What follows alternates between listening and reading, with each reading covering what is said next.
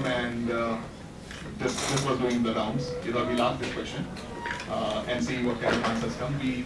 We were on Twitter and we got some interesting feedbacks and questions from lots of users and some entrepreneurs as well. So we will ask you some of those questions as well. The idea is to gather learnings and your observations from all of this and figure out where are we when it comes to this question in the Indian startup ecosystem. How do we do this? If you could each of you in 140 characters tell us what really keeps you excited these days, and then we will break into your insights about this question and lots of follow-ups. So, we'll keep the count. So let's start with you. So I think people on my right are the ones who keep at least us excited. I think the fact that they tried emerging this ecosystem and something new keeps bubbling up all the time, their passion, their energy, that is what keeps us excited day in, day out. So what we basically need is an introduction, quick introduction from each of you. So my name is Alok Goyal. I'm a partner with Helium Ventures. And I focus actually personally on the B2B segment. Helium itself is a firm based out of Gurgaon, Bangalore, and Silicon Valley. And we focus on early stage investments in both technology powered businesses as well as technology businesses where the offering itself is technology. So my name is Jitendra Chaturvedi. I'm the chief troublemaker at Green Dust. Started the company in 2008 at the height of recession. It's too naive to realize that nobody told me that you can't do it. So today we are here today. We are at a run rate of about $250 million a year. Profitable company in this ecosystem. We consider ourselves. So we are India's largest reverse logistics and re-commerce company for refurbished products. So our what gets me excited is what's happening in the e-commerce space, and what gets me excited is the return rate in e-commerce, which is around 15%. All of that material comes to us. We repair and refurbish, and we create a different. We identify value. Indian consumers are the biggest benefit maximizers in the world. And so when I sell an Apple iPhone 16 GB 5S for 50% cheaper than the market rate, we sell it as a refurbished item, and the customers literally fall over each other to get that product. That's what gets me excited. So I guess that's my 2 minutes. Hi, my name is Ankit Oberoi, CEO and co-founder of AdPusher. What keeps us excited is our mission, which is to help keep the world's information free and accessible. There's your 160 characters, but on top of that, the one way we do it is, we help publishers test and optimize their ad placements, ad types, ad sizes without actually getting into buying and selling of the inventory. At the end of which, publishers actually improve, their RPMs and the earnings, and there's one less thing to worry about for them, which is very important, the money, and they can focus on which they do well, right, which is creating content. Thanks. Hi, I'm Ritesh. I started a company called Oyo Rooms. We're the largest branded hotel network in India today. We aspire to build the world's largest hotel chain out of India. Our belief is, on one side, you have a lot of these mom and pop hoteliers who do not deliver standardized experiences to users. On the other side, you didn't have enough good hotels available in the right price. So our aim is to connect as many of these mom and pop shops, build a layer of trust, and enable users to buy them for real good prices. What keeps me excited is how mobile is going to transform how travel and hotels are going to look like in the future. My sense is what used to happen 10 years back is going to happen again, but with less hassle, less pain, etc., with the use of mobile, which keeps me excited. Great. So now, who wants to take the question first? Start from there. The question is that, so are copycats leading the Indian startup boom? So, okay, I'm guessing almost everyone looked at me, so I had to take it.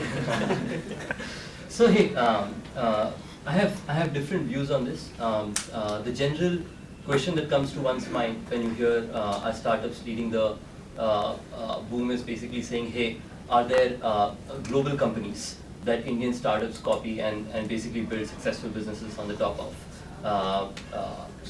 If the question is that, the answer to that is very simple. And I can relate to it very personally, because when I started, God knows what I was called. The Uber of hotels, the semi-Uber for hotels, Airbnb of India, standardized Airbnb, like whatever. So my sense is if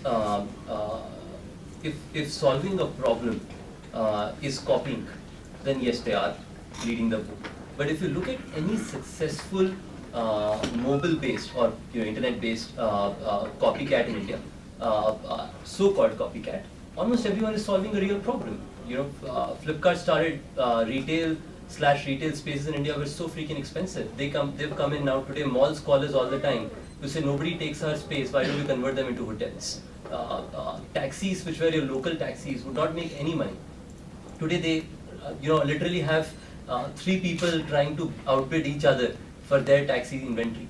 Hotels whom we partner with, their return rate was 48 years on the investment on the asset. Today it is 21 years, half of that, and is bound to go lower.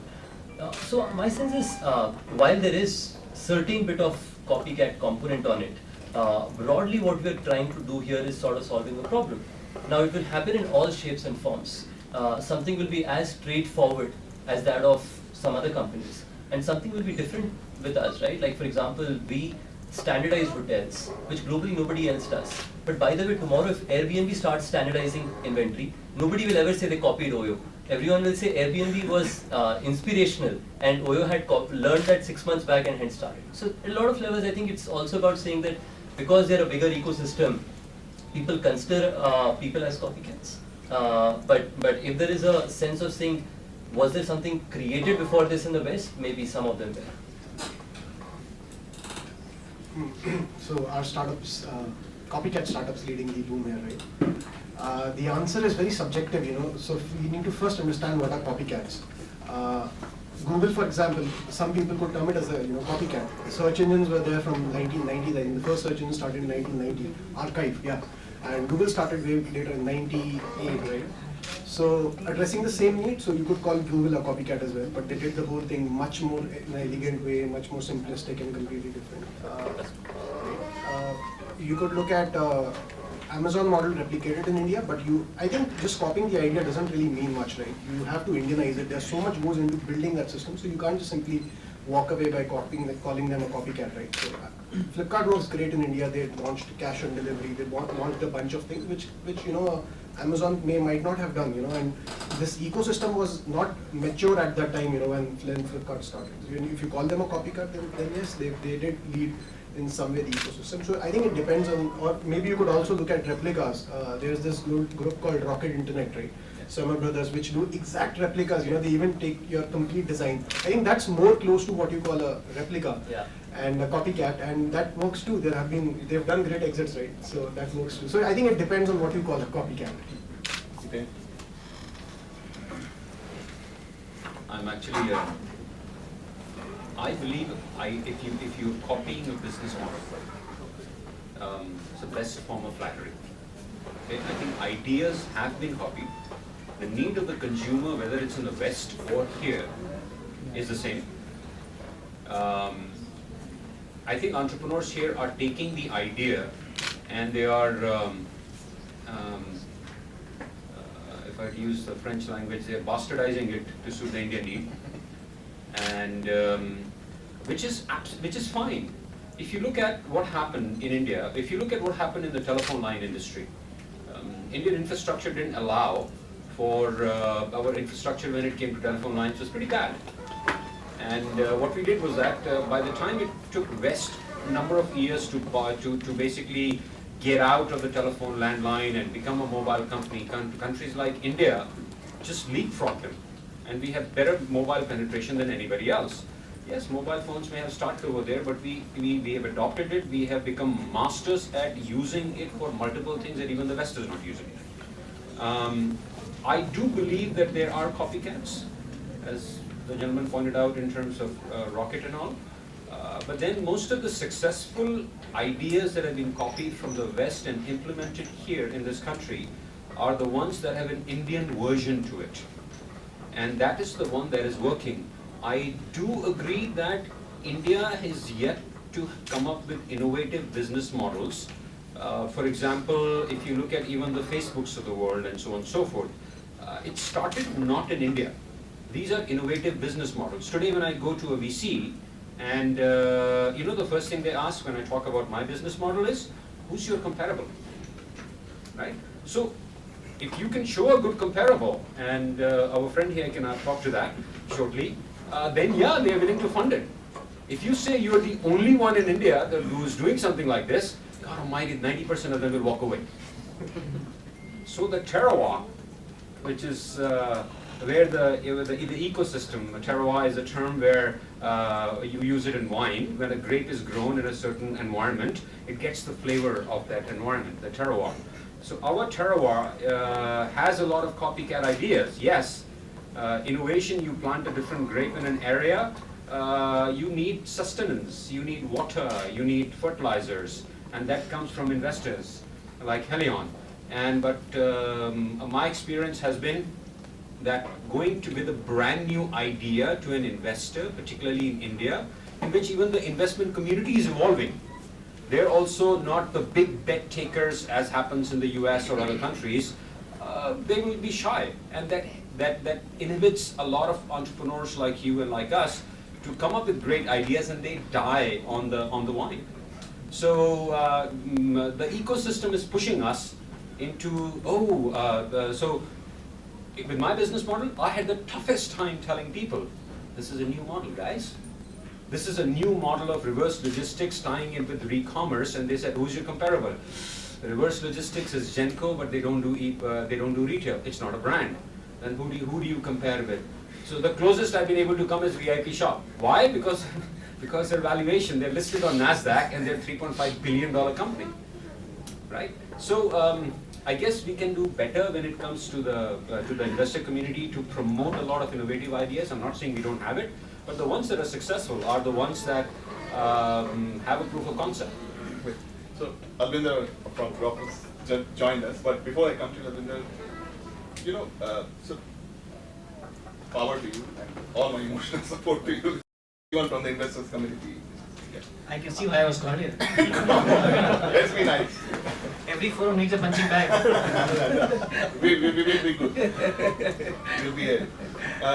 No, I mean, on a broader level, Alok, I understand it may have gotten a little provocative, but the idea is to really understand when you are looking at investment opportunities, are you always looking at those, the box, where it fits, global, comparable business like this? How does that work? And do you have a role to play in this?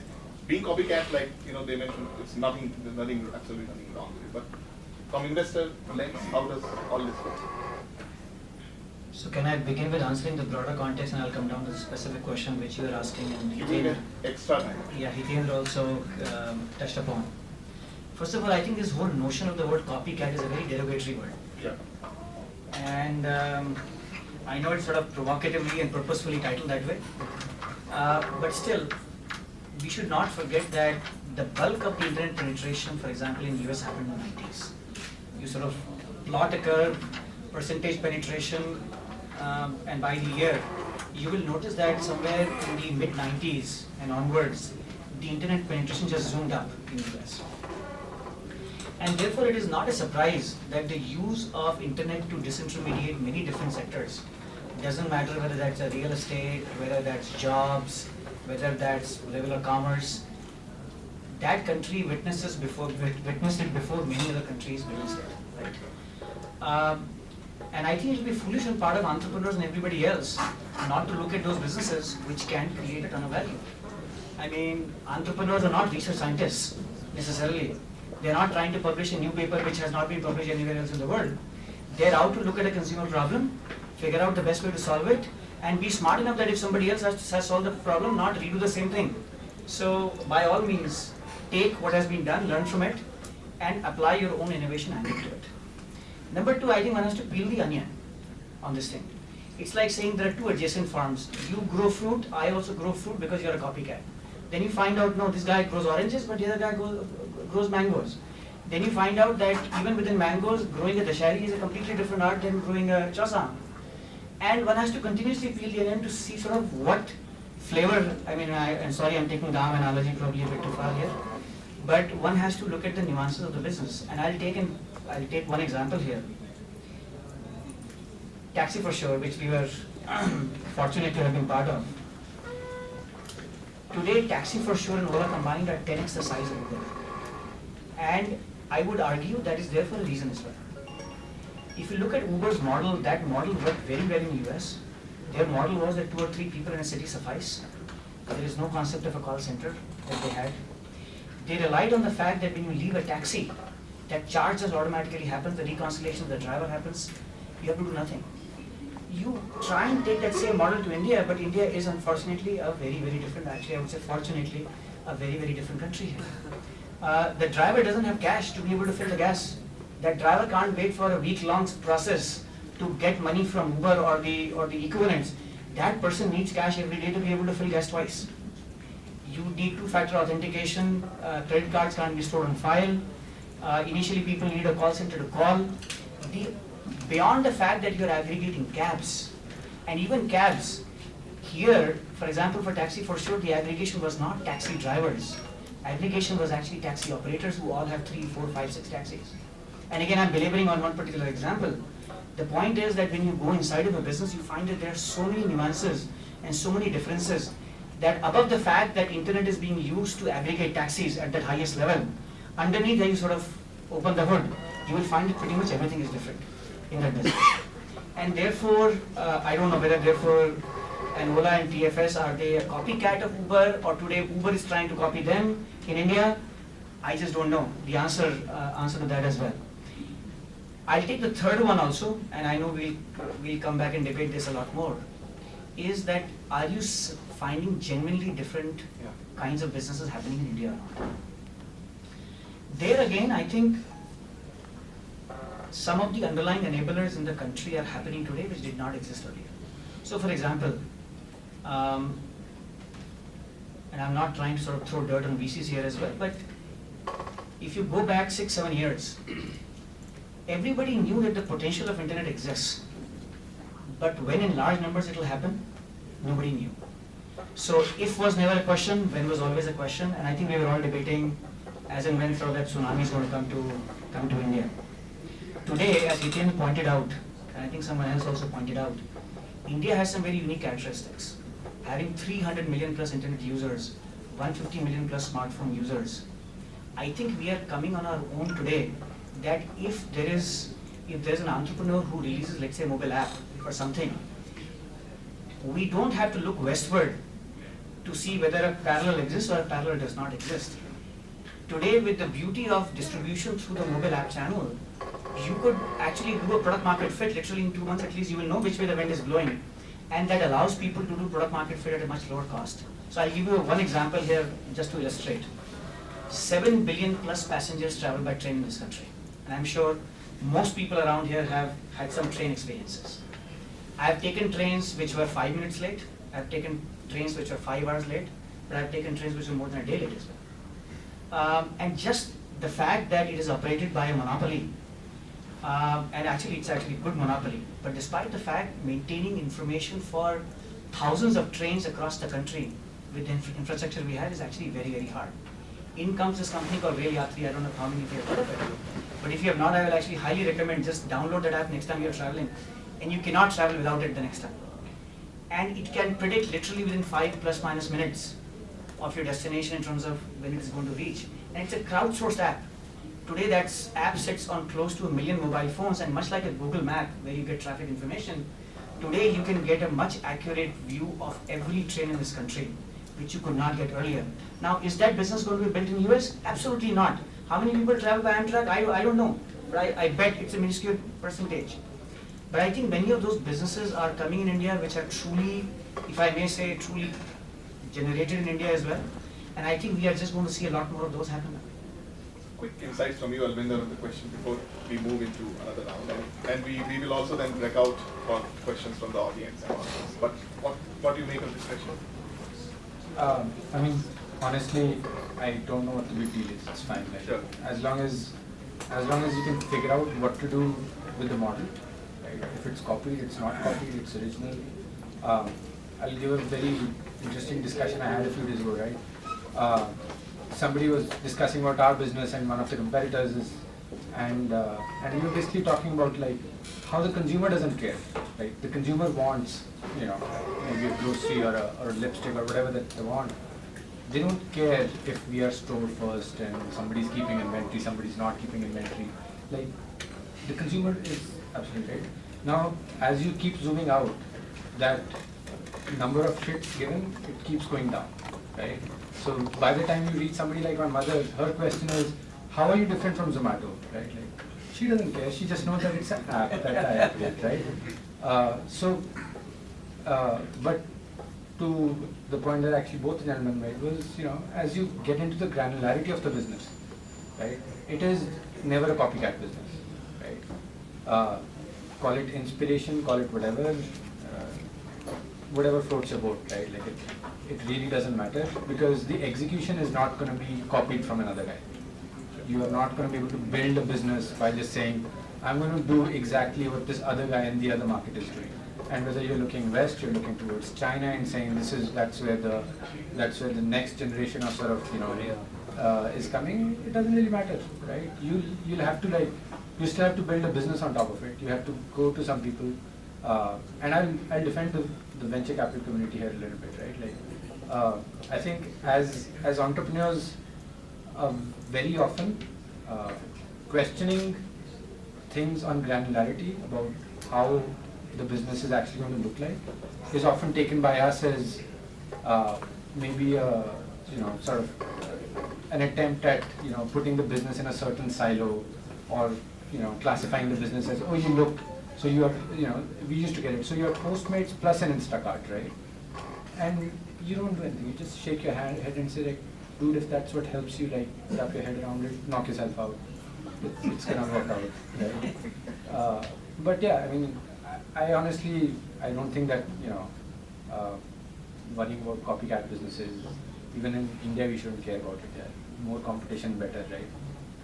Let me just add one point here. Herselman, about 3 years out, you should have this session in the US and ask them the same question: are copycats leading the US startup boom? I'll tell you why. Two instances. What we have done.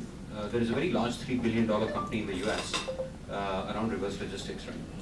We said, reverse logistics not, we'll do e-commerce. That's where the pivot is going to be. And we'll use reverse logistics as a sourcing engine. You know, within a year of us doing it in India, they started an e-commerce site. Okay, they never did that in the past, never ever did that. The other thing which is actually very intriguing, and Ritesh, I completely agree with him on the mobile boom that is happening in this country. After-sales service in a country like US is when you go to a service center or somebody comes to your house and fixes your problem, right? India, in certain parts of Northeast, we were having such a tough time in giving after-sales service. So after-sales service is standard, right? You buy a product, you get a 1-year warranty, somebody services you. We figured out an innovation which now is being copied in the US. We said, take the mobile phone, use Skype, go to the guy's house, and have a senior engineer who knows about the product just be live on Skype with a customer giving a demo and installation as well as fixes, right? So now suddenly what you've done is taken an idea, evolved it, used the restrictions in the Indian economy to fix a problem, and suddenly you've got people who you got the idea from copying your idea. So those two things are very interesting because innovation here is happening with the idea evolving. That's getting copied outside of India. I'm tempted to add one more example, and I know we can have hundreds of examples within the group here. And since we are on the topic of grocery as well, and I want to address this issue of global parallels directly. So, you know, we were, and full disclosure, we are an investor in Big Basket. And in our partnership, we had a lot of discussion. Because, why? Because there have been lots of stories about WebVan and how WebVan just did not fly. And so sometimes there are global parallels that exist, but they exist in a negative way as opposed to in a positive way. speak about also. Yeah, so we all debated a lot, but again, we had to go under the hood there. In a web van kind of a model, they were going with humongous, From that other fish, and primarily keeps it clean, helps it become cleaner, right? So it depends how you look at it, but I think if you're looking at sectors, consumers is more difficult as compared to B2B. Any lessons from your experience? Yeah. Because when around the time you were doing this, of course, like you said, there was nothing absolutely where people could fit you, right? Yeah, that fish is called Ramona. Entrepreneurs, first time, I would say don't even care. If you're solving a problem, if you're solving a consumer problem or a business problem, I wouldn't care about what everybody else is saying to you. I would just go ahead and execute. If you're actually solving a problem, you will have customers and you will have a business model. That's it. That's all I would say. I would not go. My example, 2008. I come from a service background. I was in the army, and never thought I'd become an entrepreneur. I call myself an accidental entrepreneur. So when I came back in 2006-07, my dad had passed away, so I decided I'm not going to go back to the US. I spent 17 years there, and decided on one day I was with a friend of mine who actually comes from a business family, and I drew this business model on a tissue paper. I said, hey, it's reverse logistics. First she didn't understand, and when she understood, she said, if you're not going to do it, I'll do it. Right? That was that push. Seriously, I was too naive. I keep on telling my friends that if I would have known then what I know now about doing business in India, I would have been too scared. Would have been like a deer in a headlight. I would say that if you believe in an idea, ignorance is bliss. In some cases, not in all the cases, just go ahead and execute. Your customers will automatically tell you if that business model is going to fly or not. And that should be your test whether you should start the company or you should shut it down. Nothing else. No funding decision you should not be driven by funding decision. You should not be thinking about exit strategies. All you should be worried about is solving a pain point, and let your customers be your biggest advocates. That's what would be my advice. Albinder, Ritesh, how did you answer this question when you were starting? No problem. I absolutely agree with you that you shouldn't care. So the interesting thing is, I think just because funding in India now is very, very glorified, people tend to sort of make decisions based on whether the business is fundable, whether the business is actually good, right? So you should actually just think about whether there is a need for the business, whether you can actually build it. Everything else is secondary. It really doesn't matter, right? And like you said, if you can build it, the customers will come, you have your answer, right? No amount of VC money can provide you that answer, and chances are you won't get it. There's a reason it's called smart money, I would say. You won't get it if it doesn't really exist. One advice which I do have is most of the businesses that I've seen succeed, including, I was very early at Zomato when we saw sort of what happened. They did not succeed because the idea was great. They succeeded because what the team was learning along the way, they were very, very quick to pick up on the cues, what needed to be done, what is it that we need to incorporate into the platform, and same things happen, right? And that's how business. Everything else is hindsight, right? You look back and say, I made a great call there when I decided that this is how we're going to do it. The chances are you were probably forced into that call because of some market reality, right? And be open to that. Don't be rigid. That I started off thinking that this is how I'm going to change the world, and this is how I'm going to change the world. The world is too big. You'll figure out what you need to do. Just make a dent in the universe. I'd have sort of a personal background to it. So when I started, it was called Roundtable, and I don't know how many know here, but it was like the Airbnb of it. It was like down similar, right? And we pivoted into OYO. When we were, almost everyone, we had the same question, like Albi was mentioning, that almost everyone used to ask us, so you are like the Ginger Hotels, but you're the franchising one, which is like Best Western, but you're a tech entrepreneur, so you're maybe Airbnb, but you're instant gratification, so Uber. So you're like, so a lot of levels, you'll have these questions, right? But the truth of the fact was, India as a market did not have discoverability of these hotels as a problem. always predictability was a problem. We solved predictability. And then, like Albi said, if it helped the partnership to sort of get around and say, hey, it's similar to that and make a decision, maybe. But at the end of the day, as an entrepreneur and as a business, we were solving basically what consumers and suppliers wanted, which was predictability, commitments, technology, and so on and so forth. Which is very different from what an Airbnb or Uber have done globally, right? So my advice is almost similar to Hiten's, right? And in terms of just solving the problem, like Albi said, it's smart money, right? I mean, if you copy something blindly, trust me, you won't get it. So the best thing is either to sort of go out and solve the problem, or by the way, find somebody else who solved the problem and become his number 2 or number 3 well enough in the market. Great. So we have just final 10 minutes. Anybody if you want to ask a I question? just had one thing which you just said, copying blindly of course wouldn't help, because there are two aspects, right? One is your knowledge of the consumer, your understanding of the consumer is something which nobody can copy. And I think somebody can copy your product or your idea, but they can't copy your roadmap, right? So that also makes a difference. So it's nothing which you have to be worried about as well as an entrepreneur.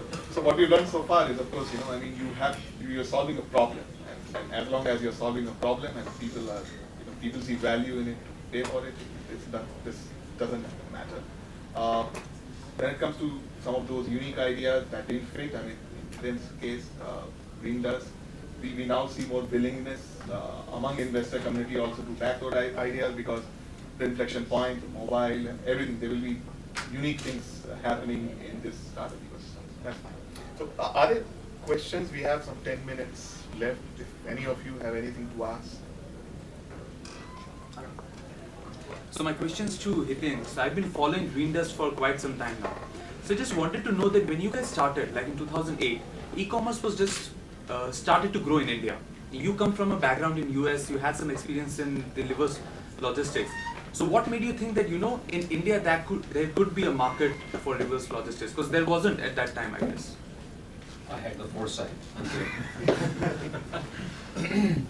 That's what I put in my PowerPoint presentation. That Green Dust had the foresight to build a reverse logistics engine waiting for the e-commerce to come. And now it sounds like a really good pitch. Yes,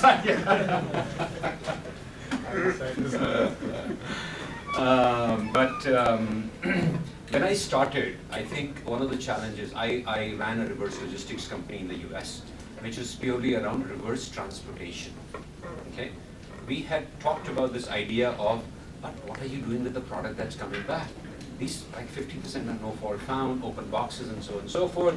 They said, nah, we just do transportation and make maybe a penny on a dollar. So that was one learning when I came to India. Again, then I joined Microsoft. Microsoft came to India. Life took over, wife took over, daughter took over, all of that stuff, right? When we went to the OEMs, at that point in time, FutureBazaar.com was the largest e-commerce company, right? And people are laughing. The maximum revenue, I think, at that point in time was about 4 crore a month or something, and they were supposed to be the largest. Okay, we've got too many unicorns here. $1 billion company. So, all we did, 2008 was a very bad year, October 2008. Height of recession. Lehman Brothers had collapsed, and my initial investors were from Mumbai Angels. And when all of this started happening, these guys are high net worth individuals. These guys like millionaires, and each and every one of them put in about 5 lakhs. So this company started with 60 lakhs. Nobody, even a piece of an idea on a PowerPoint today, an entrepreneur comes in and says, I need $1 million. So we started this company with 60 lakhs of capital. 60 lakhs of capital. I'll be very frank, we just went to these guys and said, here is a value, let me actually give our services to you for free, see if there is value. That's all we did. And trust me, I was with Microsoft, I was heading the OEM business, I was used to living in 5-star hotels and chauffeur-driven cars, and then I started roaming around in autos. And I still remember my first pitch to Mumbai Angels. It was raining, I think July or August. And I walked into this room where there were 60 people sitting just like this, waiting for a pitch, and I was drenched, completely drenched. And I had my suitcase in my hand and I gave my pitch to them. I guess the point is, what is your passion? And these high net worth individuals or real business people, they saw a need, they said it makes sense. We don't understand what reverse logistics is. Everybody said it's a transportation business. So explain to them, and they put their faith in us. And that, if you are passionate about the value proposition, if you have a good team, and if you have a few cases, pilot cases, that's how it started. Future Bazaar signed up with us, and our objective, to answer your question, our objective initially was to solve a reverse logistics problem. India has a 5% return rate. Just look at like $5-6 billion worth of stuff that gets returned every year.